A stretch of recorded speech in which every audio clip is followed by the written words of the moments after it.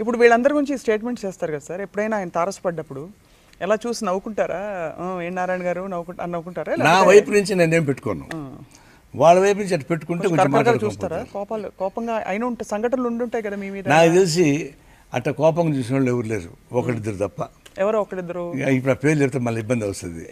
మళ్ళీ తర్వాత మళ్ళీ రియలైజ్ అయ్యారు మళ్ళీ వాళ్ళతో నాతో కలిసి వచ్చేసారు, మాట్లాడుకున్నారు. కానీ ఇప్పుడు ఒకటి, నేను వ్యక్తిగతంగా అవమానపరచడానికో లేకపోతే ఉద్దేశపూర్వకంగా ప్రణాళికబద్ధంగా వాళ్ళ నా క్యారెక్టర్ అసాసినేట్ చేయడానికో నేను మాట్లాడుకుంటే నా మీద కోపం ఉంది. అంటే వ్యక్తిగతంగా ఉండదు కానీ పోనీ ఫర్ ఎగ్జాంపుల్ వెంకయ్యనాయుడు గారి గురించి మీరు అన్నారు, ఆయన పంచ గురించి ఇచ్చిన పంచు అది 10 కాలాల పాటు ఉండిపోతుంది పాపం.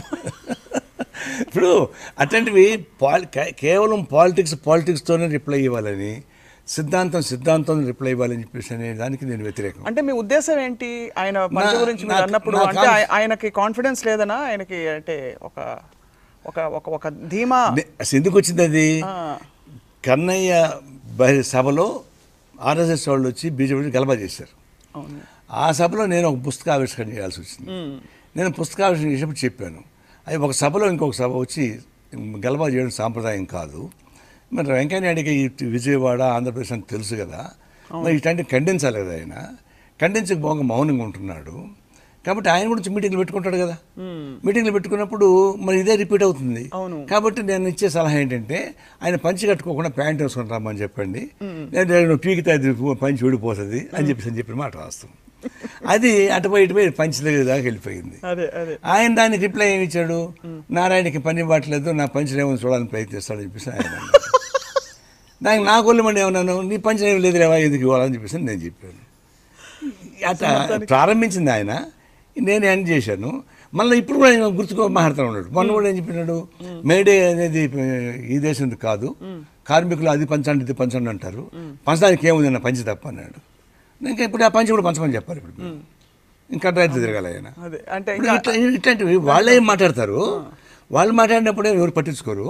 దానికి రిప్లై నేను ఇస్తే నా మీద పడుతున్నారు. అంటే ఆయన ఏమంటాడు, ప్రత్యేక హోదా అంటే అదేంటంటే మేకలింగాల్లాగా హోదా అంటాడు.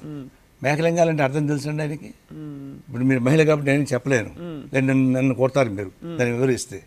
అంత ఘోరమైన బూత్ మాట్లాడితే ఆయన మీకేం ఇంపుగా ఉంటుందా? నేను వాస్తవం మాట్లాడితే నారాయణ కఠినంగా మాట్లాడంటారా? ఇప్పుడు మేకలింగాల గురించి ఎక్స్ప్లెయిన్ చేస్తే వెంకయ్యనాయుడు కానీ ఎవరికైనా తలకాయ ఎక్కడ పెట్టుకుని తిరుగుతారు? ఆయన సరే మీరేమో నన్నేమంటారు, మీరు అట్లా బూత్లో మాట్లాడతారా అంటారు. చెప్పింది ఆయన, వివరించేది నేను. అందువల్ల ఇట్లాంటివన్నీ వచ్చినప్పుడు సహజంగా రిప్లై ఇస్తాను, ఎందుకు కూరుకుంటాను. ఇప్పుడు ప్రత్యేక హోదా విషయంలో అందరూ అంటే స్పందించినట్టు మీరు కూడా స్పందించారు. మీ అప్డేట్స్, న్యూస్ అప్డేట్స్ అవి చూసి అందరికన్నా ముందు మేమే స్పందించింది. అవును సిపిఐ స్పందించింది. కానీ అక్కడ ముందర కాళ్ళకి బంధం వేస్తారే పవన్ కళ్యాణ్ గారు, మీరంటే గౌరవం అని చెప్పేసి లెఫ్ట్ పార్టీలు అంటే, కాబట్టి మీరు గట్టిగా ఏం అనలేకపోతున్నారు, వెనక్కి వెళ్ళలేకపోతున్నారు. పవన్ కళ్యాణ్ అనాల్సిన పని వచ్చిందమ్మా. పవన్ కళ్యాణ్ సంబంధం లేదు. పవన్ కళ్యాణ్ ఒక యాక్టరు, ఒక ఇన్సిడెంట్, ఒక వ్యక్తి, ఈ ఇష్యూలు వచ్చాడు, అంతవరకు ఆయన చూస్తాను తప్ప ఇది పొలిటికల్ పాలసీ ఎక్కడి నుంచి వచ్చింది? పొలిటికల్ పాలసీ కాంగ్రెస్ పార్టీ ప్రవేశపెట్టింది, బీజేపీ తీసుకున్నారు.